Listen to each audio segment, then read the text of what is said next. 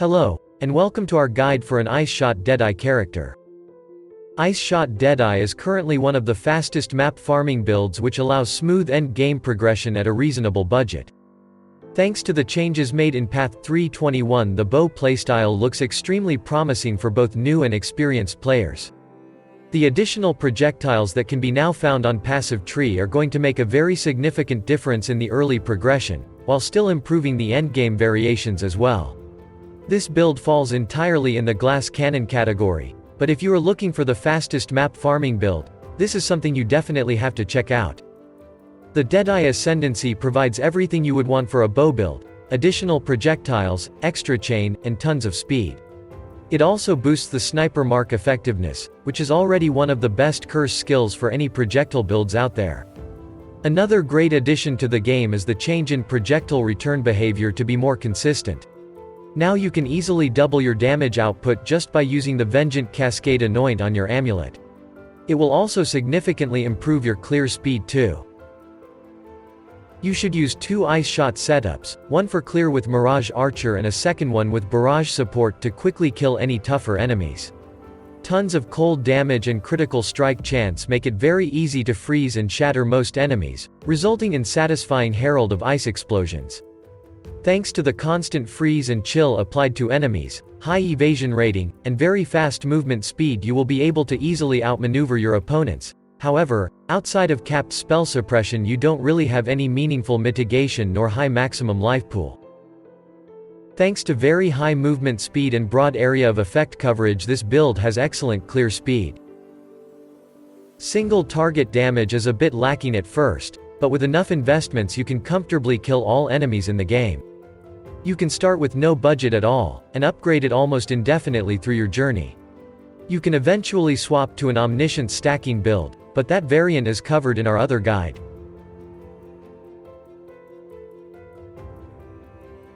There are many useful unique items you can use for this build. The most impactful on your gameplay is the Chaos Spirit Gloves that grant you tons of rage and allow the use of the Berserker skill, but if you prefer more consistent results you can use a rare gloves instead. Void Fletcher is a very strong quiver for the early progression. The Void Shot adds substantial damage against bosses. Since it is pretty cheap, you can try to get useful corruption modifiers like additional damage or extra chain. It will eventually be outscaled by proper rare quiver later on. Azimuth's Mark automatically triggers socketed spells at a high rate and adds a little bit of attack speed. The automatization is very comfortable, but the lack of proper stats is very noticeable. Hyri's Ire is one of the best body armors you could use. It grants an enormous amount of cold damage and spell suppression chance, and you can use the New Life Mastery to compensate for the lack of maximum life modifier here. This pair of gloves changes your life regeneration into rage generation. It allows you to have pretty high uptime on the Berserk buff, which grants you damage, movement speed, and some mitigation during its duration. It leads to a very bursty gameplay style. The Pandemonius is one of the best amulets for this build. It grants a lot of cold damage and an insane amount of cold penetration.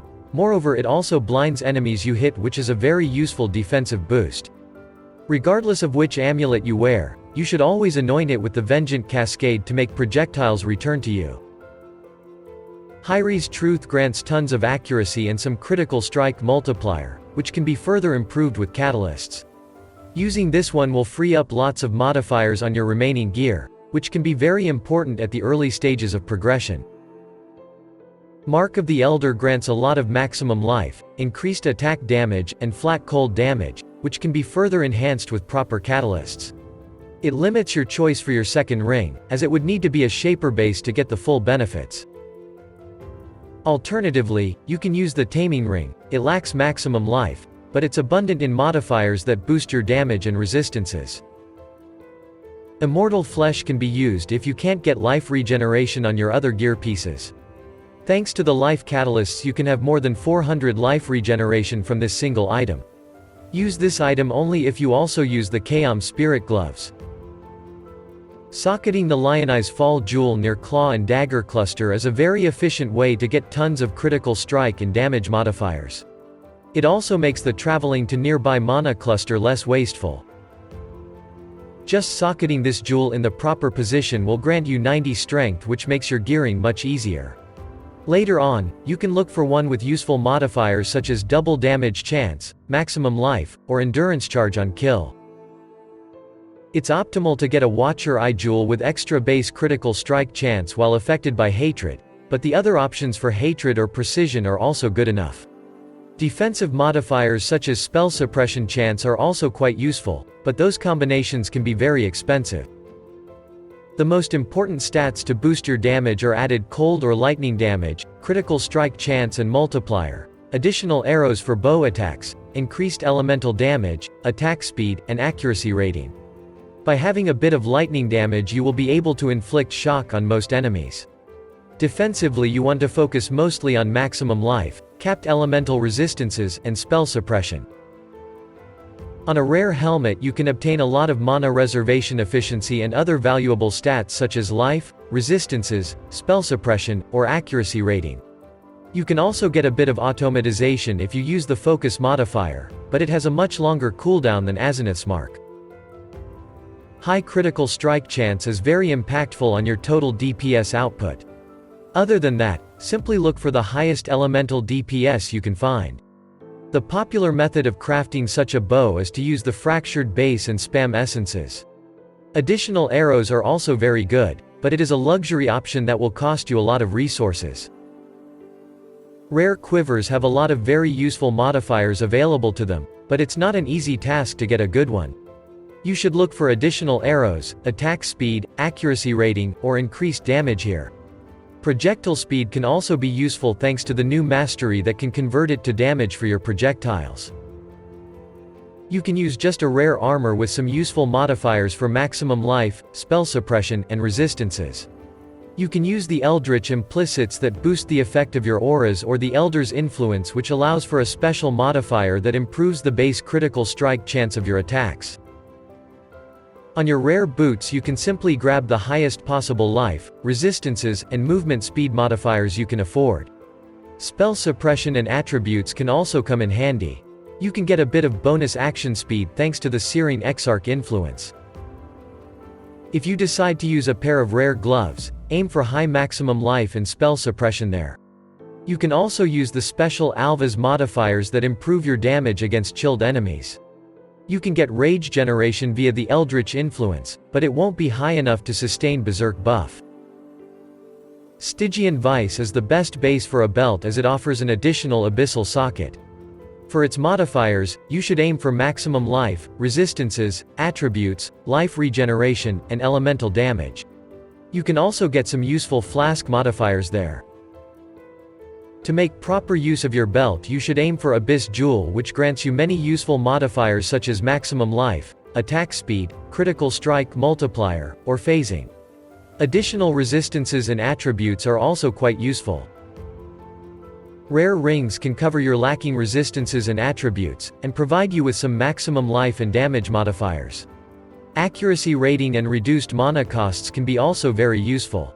Remember to use the Shaper influenced item if you also use the Mark of the Elder Ring. Ice Shot is an elemental skill, so you can get many useful critical strike multiplier modifiers on your rare jewels. Try to get one with a bonus to maximum life too. Alternatively, you can go for defensive bonuses such as ailment avoidance or corrupting blood immunity. A very good cluster jewel setup can be used for this build, but it would require good gear and careful planning as you would have to refund some passive skills. Most notably it would grant you the life and mana leech while also boosting your damage. In such setup you would want to use medium cluster jewels that boost your critical strikes or projectile damage. You will need very high level to make use of this setup, as it requires many passive skill points. The Dying Sun increases the number of your projectiles by 2, making it an exceptional flask for bow builds. It will boost your clear speed and damage against bosses. Unfortunately, the uptime on this flask is very low as it consumes a lot of charges and has reduced duration. Progenesis is a very expensive flask that offers an insane amount of defense by spreading out 25% of initial damage over the course of 4 seconds. Thanks to the leech you can easily outheal that Dagon and treat this flask as a 25% more life multiplier. Bottled Faith is one of the best utility flasks in Path of Exile for all crit-based builds. It gives you a very high bonus critical strike chance and damage against enemies that are within the consecrated ground it creates. For your remaining magic flasks we recommend using Life Flask with bleeding immunity, and a Quicksilver Flask with bonus attack speed.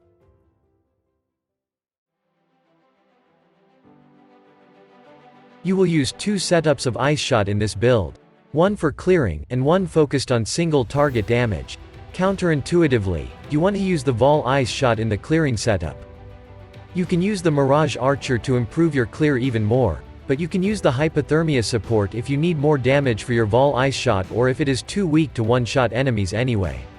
The Awakened Elemental damage with attacks will grant you immunity to Elemental Reflect. Your single target setup uses the Barrage support, which puts a heavy penalty on your damage but adds many projectiles in return. The Vol Ice Shot can't get additional arrows, resulting in a net loss of damage if they were used here. The support gems for both setups are almost identical, so you can also do a gem swap before entering the hard encounter if you cannot afford the second 6 link yet. If you have enough fire or lightning damage you can use the Trinity support instead of the regular cold penetration. Hatred is an offensive aura that grants a massive bonus to the cold damage you deal, and if you manage to get the recommended Watcher's Eye, it will also increase your critical strike chance. Grace grants a massive bonus to your flat evasion rating and also gives more evasion multiplier to scale the evasion you got from your equipment. Herald of Ice grants extra cold damage and causes area of effect explosions upon killing frozen enemies. Precision increases your critical strike chance and accuracy rating. More accuracy rating on your gear allows lowering the gem level so it doesn't reserve too much mana. Depending on your helmet you might need the Enlightened support to use all those auras. If you have enough accuracy on your gear you might not even need the Precision aura at all. Sniper's Mark increases the damage you deal to the target with your projectiles. It also splits your projectiles, which will return to you dealing the damage on their way again. Mark on hit automatically applies the linked mark to all rare and unique enemies you hit, but it lowers its effect. You might need to link it with Life Tap support if you don't have enough unreserved mana to cast it even once. Hydrosphere creates a sphere of water that applies cold exposure.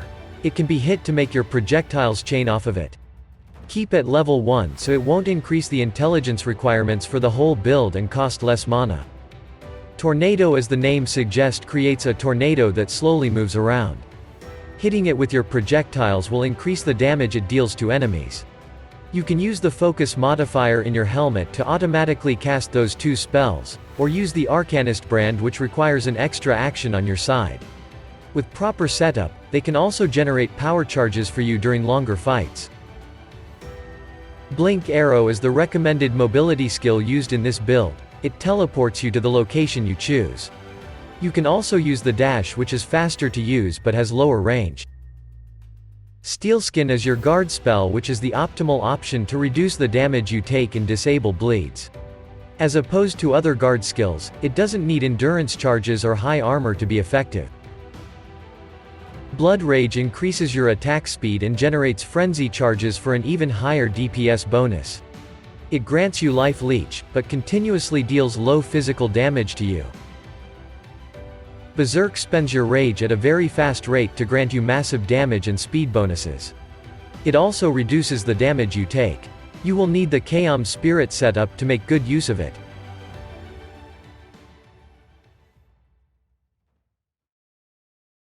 In the second act of the campaign you should kill all bandits to get 2 bonus passive skill points. Helping Alira for the resistances and critical strike multiplier is also a decent option at first, but you should refund it at later stages. For your major Pantheon power it is best to use the Soul of the Brine King, which will make you safe from stun locks, freezes, and reduce the effect of chill on you. As for your minor Pantheon power, you should pick up the Soul of Shikari, which grants you a lot of protection from poisons and chaos damage degens. The Soul of Ralakesh is also useful if you don't like dealing with bleedings. Leveling with bows at the league start used to be rather tough, but it is one of the easiest ones nowadays. Thanks to the changes to passive tree, you will be able to easily pick up 2 additional projectiles for your attacks, allowing you to skip the lesser multiple projectile support gem and its damage penalty. Try to avoid relying on sockets in your bow so you can always change it for something better as soon as you find an upgrade to your current one. During leveling, a high DPS on your bow is all that matter. You don't need a particular critical strike chance or specific elemental type. Your passive tree grants you a lot of spell suppression. Try to pick it up rather quickly as it adds immense defensive power early on. You will also get plenty of mana reservation efficiency, which will allow you to use all your auras. You might need to skip the Herald of Ice at first, since it adds a relatively low amount of damage early on. Deadeye Ascendancy grants you 2 additional projectiles for a total of 4 arrows for each attack. This allows you to drop greater multiple projectiles and use proper damage support. It also grants you Chain, but you can experiment with additional Mirage Archers if you need more single target damage and less clear. This covers everything we have got for today's video. We hope you enjoyed your stay here. If so, please leave a like, subscribe, and see you in the next video.